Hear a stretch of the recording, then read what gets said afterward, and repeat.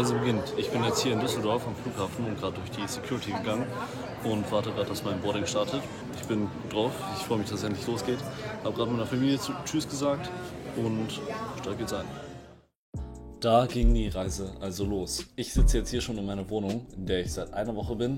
Und was in den letzten 3 Wochen, die ich jetzt schon in Neuseeland bin, passiert ist, das zeige ich jetzt.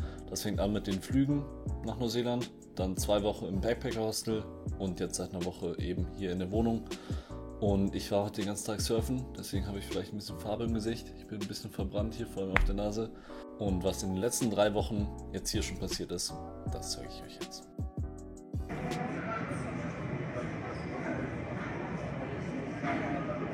Wir bitten nun die Fluggäste mit Sitzplätzen in der Gruppe E an Bord zu gehen.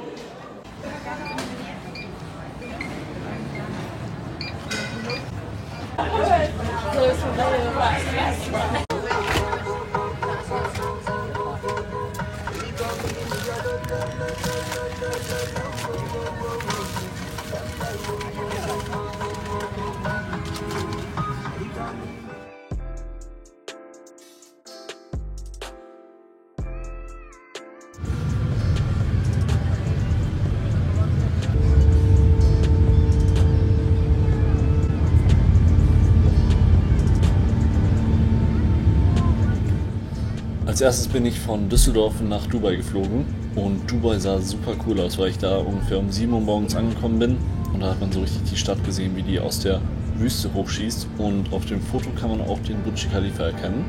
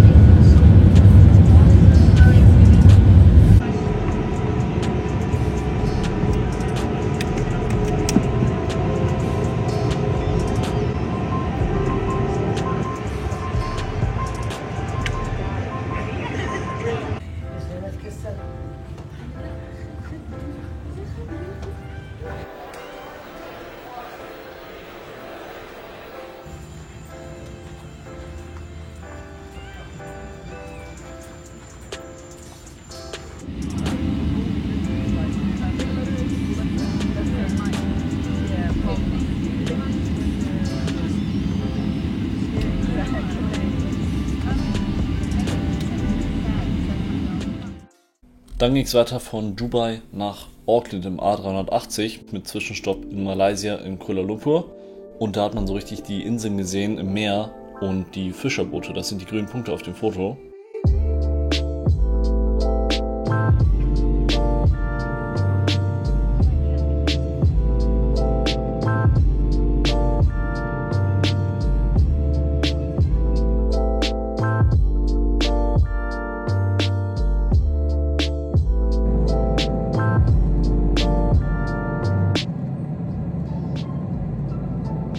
Und als ich dann über Australien hinweg war und kurz vor Auckland war, konnte man die 2 Vulkane sehen von Neuseeland. Das war echt cool. Rechts ist New Plymouth und links ist Ruapehu, auf dem ich auch schon drauf war, als ich damals in der Schule hier war.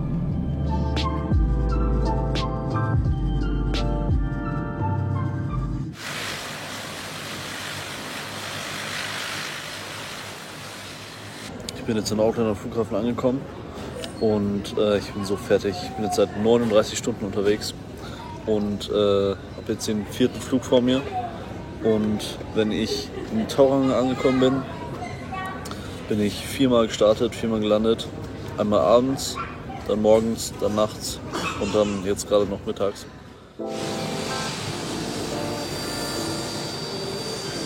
Und dabei konnte ich Tauranga nochmal von oben sehen. Da wohne ich ja. Und da ist unten der Mount Maunganui und dann direkt der Strand und die Stadt.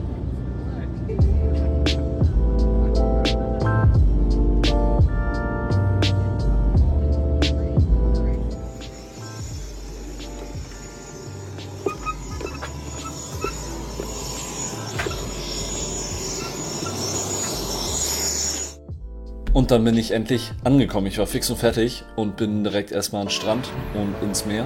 Und dann auch direkt pennen gegangen, weil ich einfach 40 Stunden gereist bin und dann gar nichts mehr machen wollte.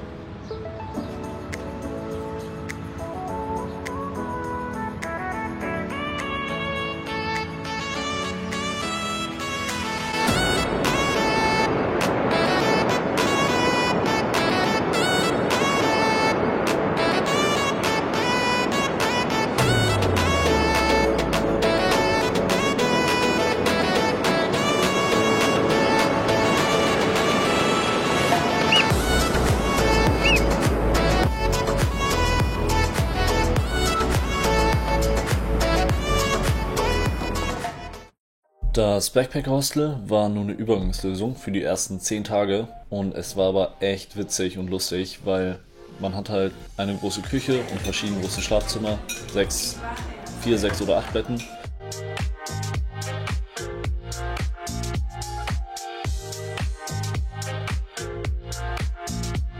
Und dadurch lebt man einfach so ein bisschen zusammen und da sind eben Reisende aus aller Welt. Das war echt cool und ich habe da so viele Geschichten gehört von Leuten, die jetzt schon irgendwie in Bali waren oder in Amerika, Chile und Asien auch komplett. Echt cool. Abends hat man dann immer irgendwas gespielt oder was geschaut oder so. Anybody want to trade sweets for a rock?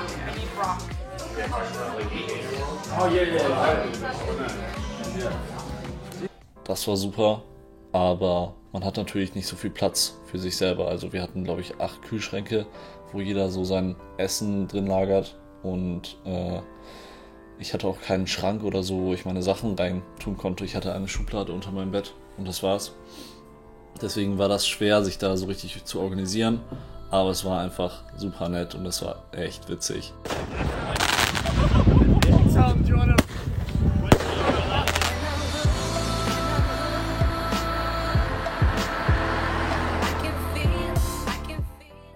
Die Landschaft in Neuseeland ist viel exotischer als in Deutschland und in Europa gesamt. Also es gibt hier überall Palmen und Farn und das ist wie im Dschungel teilweise.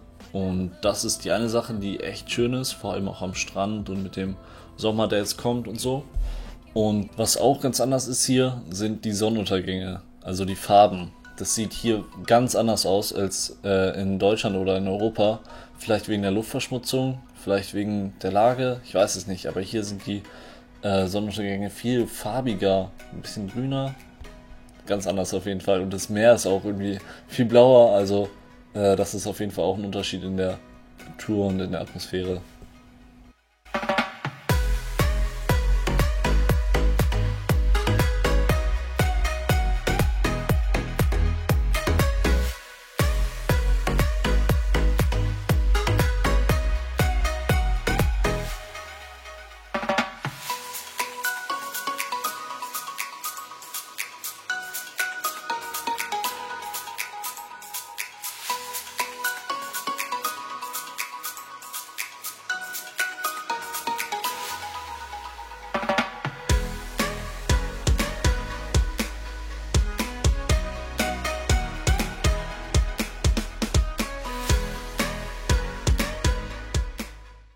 Die andere Sache sind einfach die Leute, die hier leben.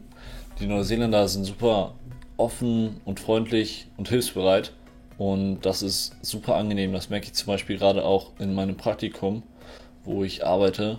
Da sind alle so zukommend und immer nett und die Atmosphäre ist einfach super schön im Büro und das ist für mich natürlich auch gut, um viel zu lernen im Praktikum und das merkt man direkt, wenn man hier nach Neuseeland kommt, dass die Leute so freundlich sind.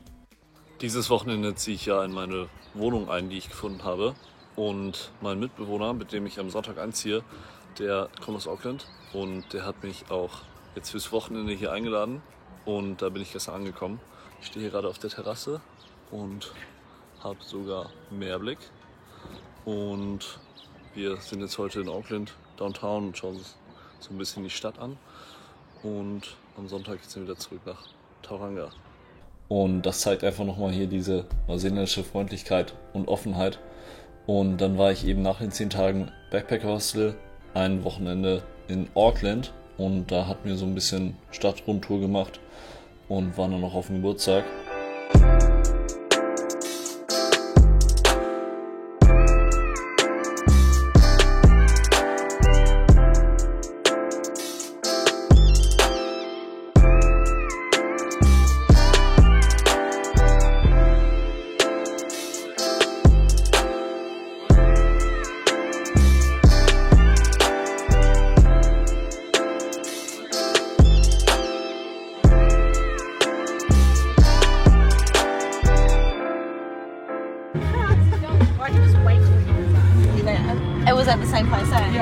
That's fun. I'm never the same driver. What's going on there? Oh, this is the dead end. Wait. Nah, I'm just kidding. Wait, okay, so where's the toilet? Down by the beach.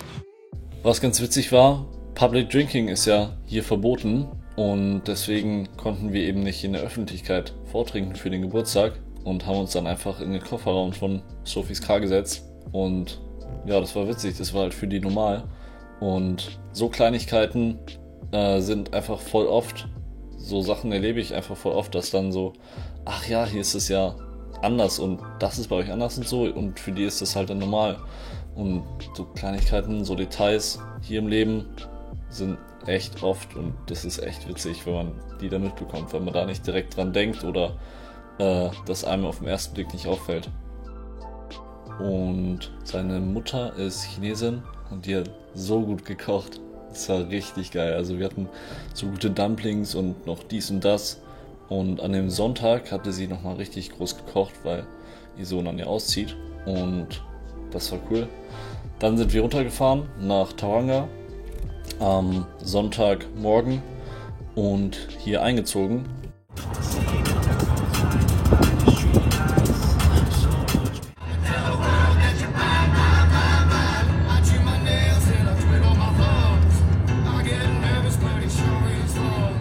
Welcome.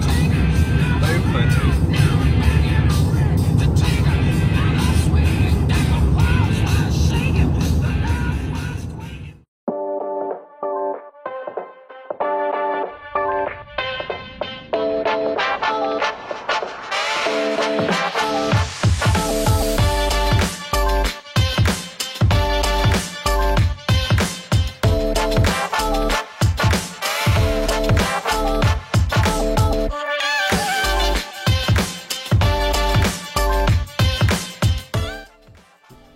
Und dann sind wir hier in die Wohnung eingezogen und das ist ein richtiger Jackpot, weil eigentlich ist die Standardmiete in Tauranga ungefähr $250 pro Woche. Das wird ja alles ein bisschen anders gerechnet, weil es immer in Wochen ist.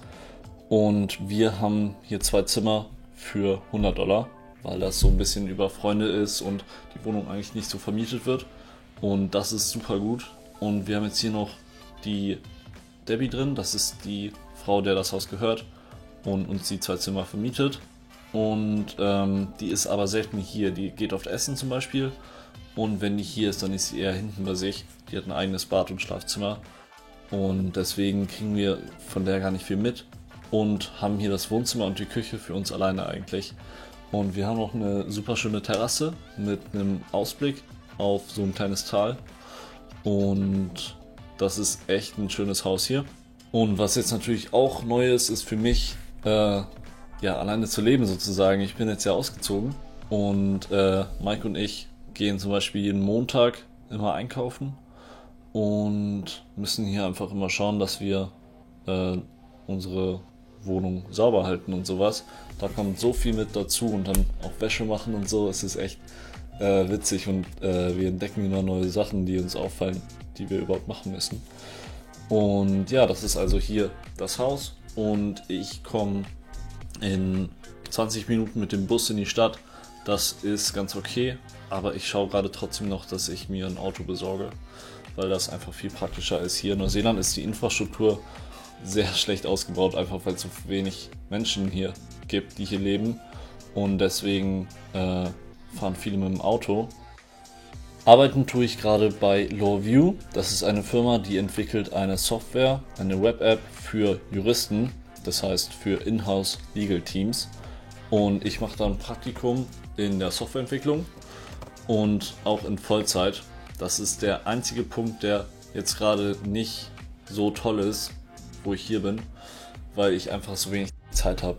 Ich bin eben den ganzen Tag im Büro und muss die Wochenenden dann nutzen. Aber im Office ist es super nett, wie ich schon gesagt habe. Die Leute sind alle freundlich und so. Und ich lerne einfach so viel. Also in so einem Praktikum nimmt man einfach so viel mit, was man in der Uni oder in der Schule oder so nicht lernt, weil es eben angewandt ist und real sozusagen echt. Und deswegen bin ich echt zufrieden mit dem, was ich da machen kann und fühle mich da sehr wohl. Und wenn man überlegt, ich bin 3 Monate in Neuseeland, das hört sich ja gar nicht so schlecht an von der Zeitspanne her. Aber jetzt mit dem Fulltime-Job und so sind das im Endeffekt 12 Wochenenden und das ist dann schon echt gar nicht mehr so viel. Aber deswegen schaue ich umso mehr, dass ich die Zeit nutze und so und an den Wochenenden auch viel unternehme. Und das habe ich jetzt in den letzten Wochenenden auch schon gemacht. Und dieses Wochenende war ich zum Beispiel in Raglan. Raglan ist an der Westküste und ist ein super kleines Surferdorf. Also das war echt wie im Film. Ich saß gestern noch im Restaurant mit Freunden und da hat ein Liveband gespielt und es waren 3 Jungs, die waren höchstens 13 und die waren wie aus dem Film, wie in Outer Banks und haben dann da noch eben Live-Musik gespielt und dann saßen im Restaurant auch, also das war nicht Restaurant, das war so eine kleine Bar eher und dann saßen da auch die ganzen Surfer und Backpacker und so und die Leute, die sich da halt so in dem Ort rumtreiben und das war eine super coole Stimmung und überall Surfshops, Palmen, schicke Autos auch und das war einfach eine süße kleine Stadt. Ich bin gerade in Raglan, einem kleinen Surferdorf, fürs Wochenende mit Freunden und es ist super schön. Gestern war ich den ganzen Tag surfen und habe jetzt noch gerade ein bisschen geshoppt und das ist wie im Film hier, also es sind überall Palmen. Und hier laufen überall Backpacker rum am Reisen und Surfer, das sieht man so richtig. Also das ist wie im Film hier, so ein kleines nettes Dorf. Super schön.